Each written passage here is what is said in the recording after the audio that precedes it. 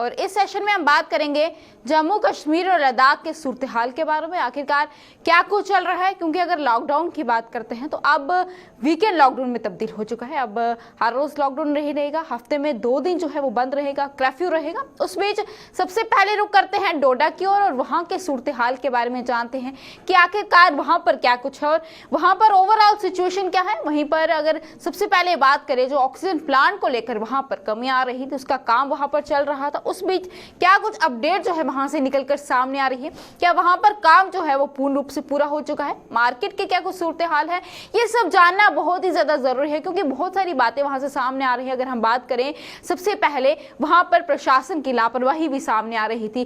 Lockdown में भी जो एसेंशियल सर्विस ओपन करने का समय बताया जाता था, उसमें भी काफी ज्यादा हम ये कह सकते हैं कि लोग लापरवाही बरत रहे थे। रश काफी ज्यादा देखने को मिल रहा था, क्राउड बहुत ज्यादा था, मार्केट पे एसओपीज का पालन नहीं हो रहा था, चाहे वो बैंकों से लेकर बातें सामने आए, बैंकों के बाहर लंबी लंबी कतारें नजर आती थी। वहीं पर देखा जाए तो दुकानों के बाहर भी यही सूरत हाल था। गाड़ियों की अगर बात करें तो सड़कों पर गाड़ियां भी उसी तरह से मौजूद थी। तो आखिरकार अब वहां की क्या सिचुएशन है? अब तो जिस तरह से प्रशासन की तरफ से ढील भी मिल चुकी है, तो अब क्या लोग जो है वहां पर एसओपीज का पालन करेंगे? सब तमाम चीजों के ऊपर बात करना बहुत ही ज्यादा जरूरी है। और स्पेशली बात अगर हम ऑक्सीजन को लेकर करें तो उन पे बात करना बहुत ज्यादा जरूरी है। ऑक्सीजन के वहां पर क्या कुछ सूरत हाल है, क्या वहां पे हॉस्पिटल्स में ऑक्सीजन की कमी आ रही है, ऑक्सीजन प्लांट को लेकर क्या, जिस तरह से हमने पहले बताया कि वहां पर उसका काम चल रहा है, तो आखिरकार उसका काम कहां तक पहुंचा? क्योंकि अगर तीसरी लहर जो है वो जम्मू कश्मीर में प्रवेश करते हैं तो उससे बचना बहुत ही ज्यादा मुश्किल होगा, क्योंकि दूसरी लहर जो है वो काफी ज्यादा घातक नजर आई। वहीं पर जम्मू कश्मीर का आंकड़ा इस दूसरी लहर में 5000 के पार जा पहुंचा, जो कि पिछले साल की अगर बात करें तो तब भी इतना ज्यादा आंकड़ा 24 घंटों में कभी रिकॉर्ड नहीं किया गया जम्मू कश्मीर में।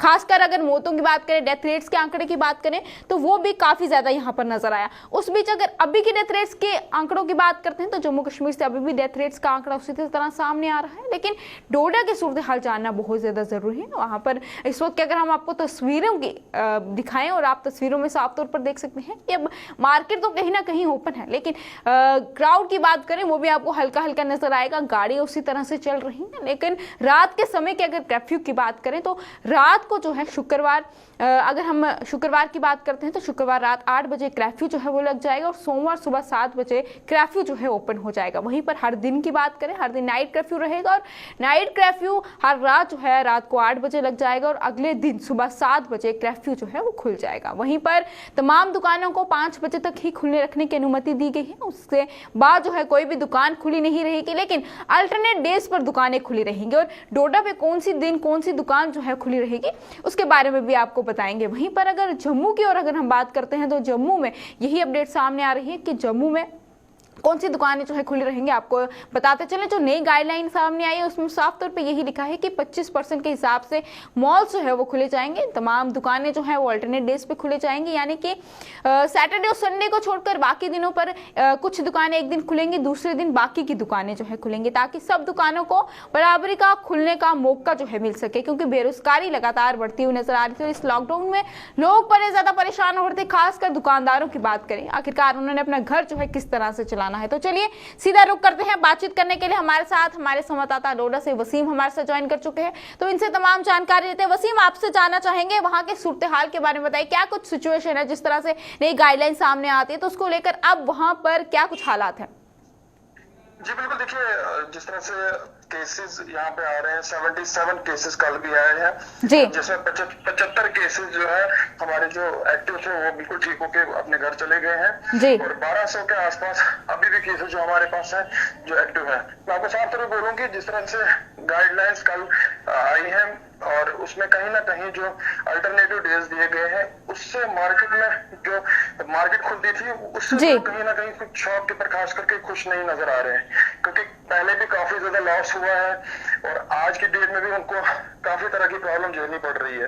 तो उनका साफ तौर पर कहना है कि जो अल्टरनेटिव डेज दिए हैं उनको चेंज किया जाए। साफ तौर पर हम बोलो कि डोडा एक छोटी सी जगह है, डोडा कोई बड़ी सिटी नहीं है। बिल्कुल। इनका ये कहना है कि 5 दिन हमें खोलने की इजाजत दी जाए ताकि हम भी अपने घर चलाएं और जो बैंक के लोन लिए हुए हैं उनसे भी कहीं ना कहीं दिक्कत उनको काफी ज्यादा आ रही है। उनका साफ तौर पर ये कहना है कि जो बैंक के लोन है उनको 6-7 महीने के लिए माफ किया जाए, उसके बाद वो दें।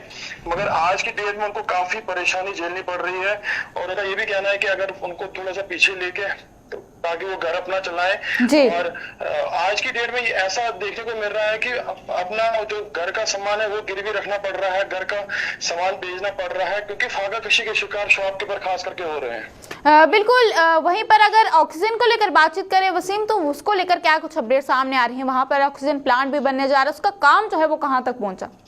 जी बिल्कुल, देखिए ऑक्सीजन प्लांट की अगर हम बात करें 750 LPM जो यहाँ पे ट्रायल रन जिसका लिया गया है गवर्नमेंट मेडिकल कॉलेज के अंदर, इस प्लांट को तैयार किया गया है। और तारीफ करनी होगी डिप्टी कमिश्नर डोडा विकास शर्मा जी की तरफ से, जिनमें 2 बार गवर्नमेंट मेडिकल कॉलेज राउंड लगाया जाता था खास करके इसी प्लांट के लिए कि जल्द से जल्दी तैयार हो। और इसकी ट्रायल रन भी ली गई है और लोगों को अपील की गई है कि अगर कोई दिक्कत है, कोई परेशानी, वो सीधा डिप्टी कमिश्नर डोडा से बात कर सकते हैं। कुछ फोन लाइन भी रखी, कॉल्स रखी है, वहां पे अपनी परेशानी रख सकते हैं।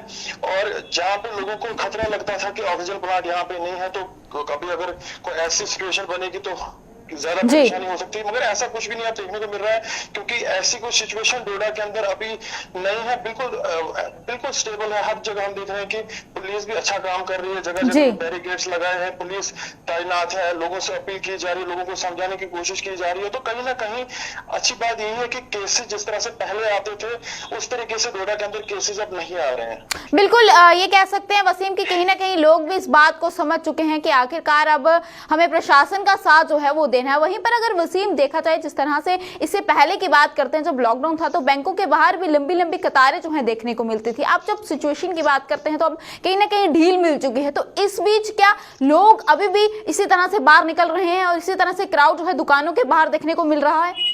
देखिए, जिस तरह से आपने बताया, बिल्कुल बैंकों के बाहर बैंक का जो निजाम है वो फेल नजर आ रहा है। आज भी हम देख रहे हैं बैंक के, देखिए पुलिस कितना बोलेगी, एडमिनिस्ट्रेशन कितना बोलेगी, लोगों को भी समझदारी दिखानी है।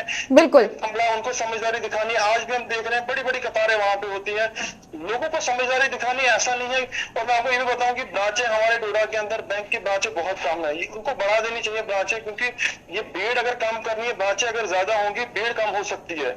लोगों को समझदारी दिखानी है, एडमिनिस्ट्रेशन जो बैंक की है उनको समझदारी दिखानी है, ताकि इस महामारी से हम सब लोग बच पाए। बिल्कुल। वहीं पर वसीम दूसरी लहर की बात करते हैं तो ये भी काफी ज्यादा घातक यहाँ पर नजर आ रही है, क्योंकि लगातार इस लहर के आते केसेस के आंकड़ों की बात करें तो उसमें बढ़ोतरी देखने को मिली। वहीं पर प्रशासन की ओर से अगर बात की जाए, अगर तीसरी लहर यहाँ पर आती है तो उसको लेकर क्या कुछ इंतजाम जो है किया गया है?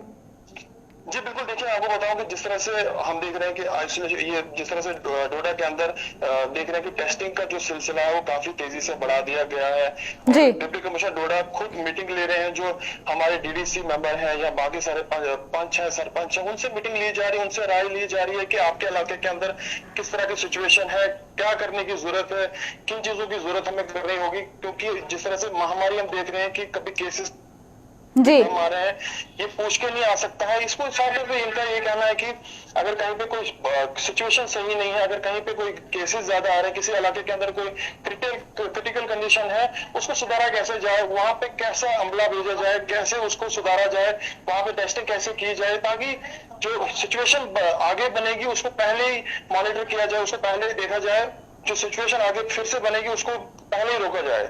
बिल्कुल वसीम, वहीं पर लोगों को भी समझने की बहुत ही ज्यादा जरूरत है कि बिल्कुल कि किस तरह से हमें तमाम SOPs का पालन करना चाहिए। वसीम, बहुत बहुत शुक्रिया हमें तमाम जानकारी जो है वो देने के लिए। तो ये थे हमारे साथ हमारे संवाददाता वसीम, जिन्होंने हमें तमाम जानकारी जो है दी और बताया कि वहाँ के क्या कुछ सूरत हाल है, क्योंकि कहीं ना कहीं इन्होंने अभी भी ये कहा कि इससे पहले जब लॉकडाउन था पूर्ण रूप से, तब भी बैंकों के बाहर लंबी लंबी कतारें देखने को मिलती थी, और अब जब ढील दी गई है उसके बावजूद भी लंबी लंबी कतारें जो है बैंकों के बाहर उसी तरह से देखने को मिल रही है। कुछ लोग है समझ गए हैं, उस तरह के केसेस अब यहाँ पर नहीं आ रहे हैं जिस तरह से पहले आते थे। तो इस बीच अभी भी कुछ लोगों को समझने की जरूरत है कि हमें किस तरह से SOPs का पालन करना है, ताकि जो ग्राफ है, केसेस का ग्राफ है, वो डाउन होता हुआ नजर आया, उसमें बढ़ोतरी जो है वो फिर से ना हो।